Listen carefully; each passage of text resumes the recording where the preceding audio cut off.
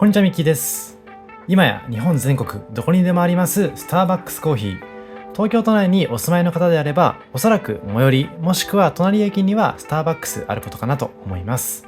1年ほど前に東京都内のスタバから特におすすめしたいこだわりの店舗をご紹介しましたが、そこそこご好評いただいています。全国旅行支援の解禁も相まって、改めて全国を巡れる今だからこそ、今回は日本全国に範囲を広げてスターバックスの魅力をご紹介していこうと思います。スターバックス好きな方であればおそらく知っているであろうリージョナルランドマークストアはもちろん、日本全国のカフェを巡っている私の視点でぜひとも訪れてほしい店舗を厳選しましたので、参考にしていただいて自称スタバマスターの称号を獲得してみてください。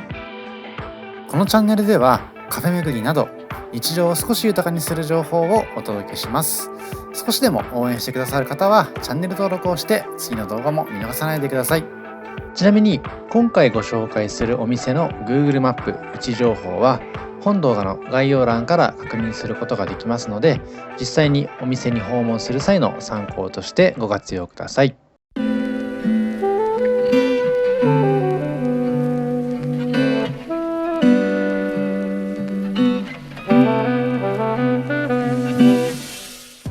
まずご紹介しますのは、川越にありますリージョナルランドマークストアでございます。スターバックスコーヒーの川越鐘つき通り店でございます。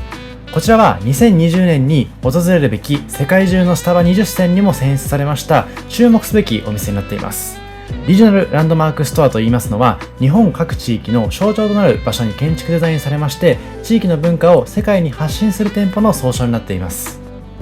外観は川越の伝統的な蔵造りの街並みを、内装は地域、歴史、地元色を尊重したデザインになっていまして、ここだけのこだわり空間でございます。こんな感じで店内中央には中庭がございまして、店舗の奥には緑豊かな庭やテラス席を用意していまして、そういった店作りだからこそ季節ごとに移ろう景色を味わいながらコーヒータイムを楽しめるような工夫がなされています。ちなみにバーカウンターには川越の蔵に使用されています江戸の黒漆喰や白漆喰をイメージした素材を使用しています。アートは大正の終わりから昭和初期に制作されました襖絵を地元埼玉産の杉を使用したフレームに収容しています。さらにベンチシートには江戸時代から愛されてきた織物であります川越陶山を使用しています。川越陶山というのは高価で貴重な織物だということでございまして、その手触りから高級感を感じていただくことができるかと思いますので、ぜひ機会があればそのベンチシートにも触れていただければと思います。外国人観光客はもちろん日本人でも楽しめるような店作りになっていますので、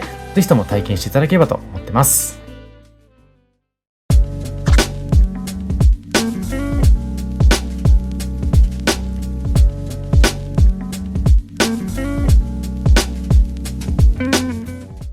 続いては北陸富山から富山関水公園店のスターバックスコーヒーをご紹介していきます。2008年ベストストアデザインアワードにて世界一美しいスタバの称号を得た店舗でございます。このベストストアデザインアワード自体が不定期開催でございますので、その称号を得ている店舗は非常に少ないということでございます。残念ながらこの日訪れたタイミングでは結構天気が悪くてですね、こんな感じで映ってしまっているんですけれども、天気がいい日なんかには青空とこの川とスターバックスの店舗自体のコントラストはとても美しくなっていますので、ぜひ天気のいい日に訪れていただいて、この富山の美しい景色と一緒にスターバックスのコーヒーを味わっていただければなと思っています。先ほどご紹介しましたリージョナルランドマークストアにも指定されていますこちらの店舗は、そのリージョナルランドマークストアの中でも最上級とも呼ばれています。特にガラス張りの店舗と向かいの運河を眺められるテラス席が屋上になっていまして、春は桜、夏は緑と花火大会、秋にはもみじ、冬には雪景色と四季折々の景色を楽しめるところが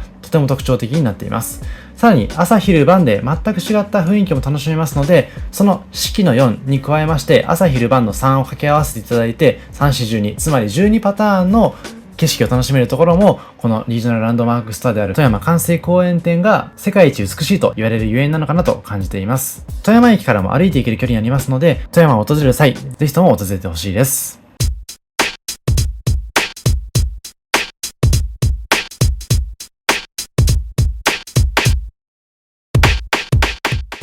続いてご紹介しますのは、福岡駅から少し電車で移動した先にあります大堀公園のスターバックスコーヒー福岡大堀公園店でございます。こちらは日本全国に20店舗ほどしかないリージョナルランドマークストアにも指定されているお店でございまして、公園の景観の維持に努めたデザイン、建設をし、環境に配慮したグリーンストアとしても生まれているお店でございます。グリーナーストアとしましては、実は東京にももう1店舗ございまして、そちらも後でご紹介しようかなと思いますので、ぜひ楽しみにしていただければと思っています。ちなみに私自身の旅行のこだわりなんですけれども、なるべく旅行に行く際はスターバックスのリージョナルランドマークストアがないかなということを調べてから訪れていますので、ぜひスターバックス好きな方、コーヒー好きな方はこういったところもチェックしていただきつつ、旅の醍醐味の一つとしていただければと思います。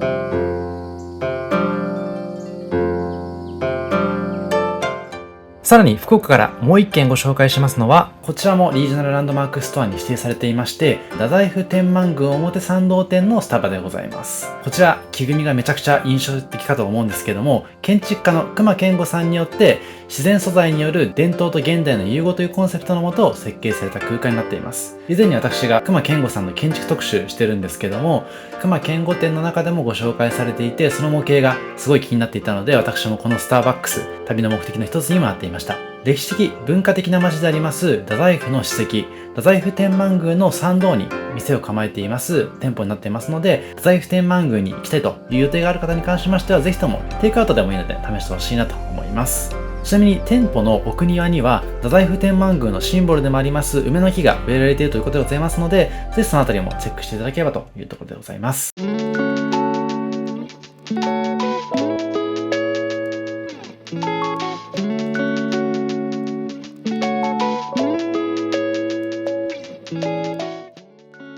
続いては大阪からのご紹介でございまして、大阪城公園にありますスターバックスコーヒーでございます。実は一番紹介したいのはこの後にご紹介する大阪城公園森の宮店になっていました。ただですね、こちらの大阪城公園店もとても素敵な空間だったので、せっかくなので撮らせていただいて今ご紹介させていただいているという形でございます。なので大阪城公園には実は2つのスターバックスがあるので、機会がありましたら両方楽しんでほしいなと思いますし、あまり時間がない方は近いところのスターバックスを楽しんでいただくというだけでも十分に満喫できるかなと思っています。まさにこの夜になった時のこのライトアップの感じとかもとても素敵になっていまして、ちょっとこの光の照らし具合がうまくいかなくてですね、動画の方では十分に魅力が伝わってないかもしれないんですけども、こんな感じで写真に収めさせていただきますと、こういった光の具合でおしゃれな空間になっているかなというのを味わっていただけると思っています。この日は天気も良かったので、この夜空の感じも相まってとても美しく撮れたかなと思っています。で、こちらがご紹介したかった大阪城公園森の宮店のスターバックスコーヒーでございます。こちらはリージョナルランドマークストアに指定されているスターバックスコーヒーでございまして、私の過去の動画でもスターバックス特集の中でもご紹介していますし、他にも二子玉川店のスターバックスコーヒーとかも実はリージョナルランドマークストアになっているということでございますので、ぜひ参考にしていただきたいなと思っています。こちらのお店も2018年にオープンしたばかりでございまして、このリージョナルランドマークストアは国内でも28店舗しかないということでございます。で、何がリージョナルランドマークストアたるゆえんなのかと言いますと、日本の各地域を象徴する場所に建築デザインされているのがこの店舗でございまして、地域の文化を世界に発信する店舗の総称だということでございます。なのでめちゃくちゃこだわった空間がこちらで演出されているのはそういった背景があって、さらにスターバックスが世界に誇りたいようなお店になっているからだということでございます。で、こちらグッドデザインアワード2018のベスト100にも選ばれているということでございますので、スターバックスが紹介したいという思いと、あとはグッドデザインアワードにも評価されているということで、この空間自体はとても間違いないかなと思っています。先ほど福岡の太宰府天満宮のお店もご紹介したんですけれども、建築とかに興味がある方は大阪に来たらぜひこちらも楽しんでほしいなと思っています。で、店内入っていただいても結構広々とした空間が広がっていますので、ここもおすすめできる場所ですね。リージョナルランドマークストアは訪れる人々がその地域の歴史や伝統工芸、文化、産業の素晴らしさを再発見し、その発見を通じて地域への絆を感じられるよう、さまざまなローカルのデザインエレメントを織り込んでいるということでございます。デザインエレメントどういったところに織り込まれているかと言いますと、ここ大阪城公園森の宮店の中では大阪城天守閣の石垣をモチーフにした石の材料、石材で店舗のカウンターや家具を構成しているということでございます。そのあたりもぜひ注目してほしいんですけれども、緑に囲まれたロケーションを生かしているということもありますし、今映しています通りガラス張りの店舗はこの緑に囲まれたロケーションとの一体感を表現しているということでございます。こちらが石垣でデザインされたテーブルになっています。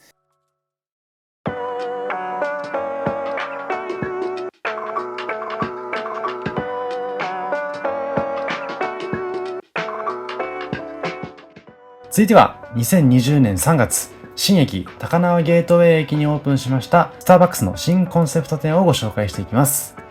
JR 東日本がグローバルゲートウェイ品川をコンセプトに様々なやってみようを盛り込んだ新駅でスターバックスコーヒーとコラボレーションを実施しました。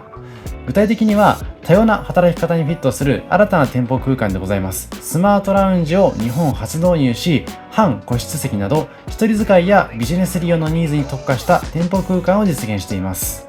こんな形で一人一人が黙々と勉強や仕事に向き合っている姿が印象的でございます。こんな形で半個室ブースがあったりとか、あとはこの JR 東日本のブース型シェアオフィスステーションブースを初めてスターバックス店内に設置したということでも話題でございました。周りの雑音もシャットアウトできるこのステーションブースはですね、急なリモート会議等にも対応できるところが嬉しいポイントになっています。他にも複数人での打ち合わせなどに利用することを想定したビッグテーブルの設置、またこちらテラス沿いに並ぶパーソナルなスペースを区切ったカウンターテーブルの全席に電源を配置しておりまして、そういったところも嬉しいですし、さらに持ち運び可能なモバイルバッテリーのシェアサービスも取り入れ、まさに至り尽くせりでございます。開店当初は日本初のキャッシュレス特化店舗としてスマートな購買体験を実現し、モバイルオーダー&ペイ専用カウンターを初めて設置したことでも有名になりました。こちら高輪ゲートへの設計、実はですね、以前からご紹介させていただいています隈研吾さんという建築家の方が作り上げた駅になっていまして、その隈研吾さんが作り上げた高輪ゲートウェイ駅の美しさと調和するように、実は店舗自体もですね、新駅に馴染むような素材色合いを採用しまして、シームレスに駅とつながるような店舗デザインと空間に仕上げたということでございます。こちらの店舗、こんな形でスイーツもとても充実していますので、小腹が空いた時なんかに使うこともとてもお勧めできるかなと思っています。高輪ゲートウェイ駅自体がコロナ禍にオープンしたということもありまして、まだまだ訪れたことがない方も多いかと思うんですけども、ぜひこの機会に訪れていただいて、スタバの魅力と一緒に駅の魅力も感じていただければと思っています。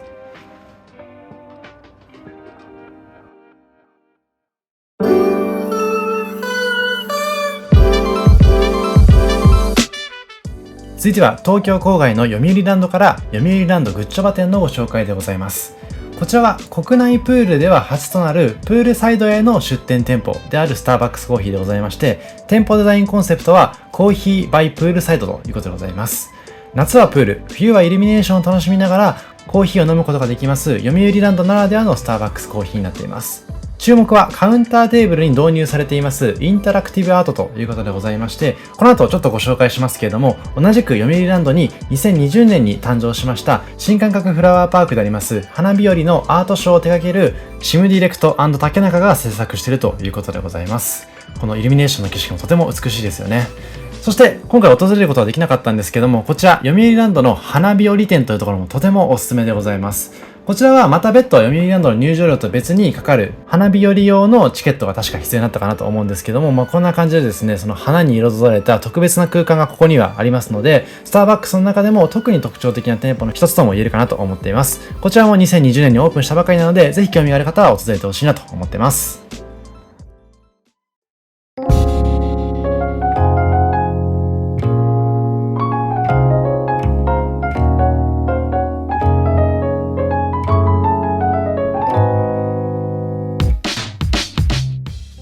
そして最後は東京駅から歩いて行ける先にもありますスターバックスコーヒー皇居外苑和田倉噴水公園店でございます。皆さん皇居を訪れたことはありますでしょうか？私は桜の季節なんかに皇居に訪れて桜を見たりという形でしてるんですけども、意外と皇居に行ったことがないという東京出身の方々も多いのかなといった印象でございます。ご存知かと思いますけれども、皇居はもともと徳川将軍がいた江戸幕府時代の江戸城があった場所でもございますので、そういった歴史的な興味がある方なんかもお勧めできる、そんな場所になっているかなと思っています。で、先ほどちらっと桜が見れるというようなお話をしたんですけれども、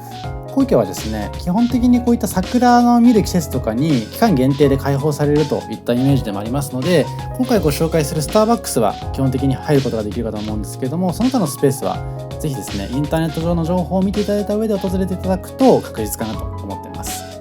で、このスターバックスコーヒー、非常におしゃれな空間になっていまして、今までにスターバックスコーヒーのコンセプトストア等もご紹介してるんですけども、コンセプトストア以上に楽しめるポイントも実はあったりしますので、スターバックス好きな方はもちろんですけども、そうでない方もこちらのスターバックスはぜひ訪れてほしいなと思っています。都心であることを忘れてしまうほど豊かな木々に囲まれていて、ダイナミックな噴水の姿に心が癒される皇居外苑の和田倉噴水公園に併設しているお店でございます。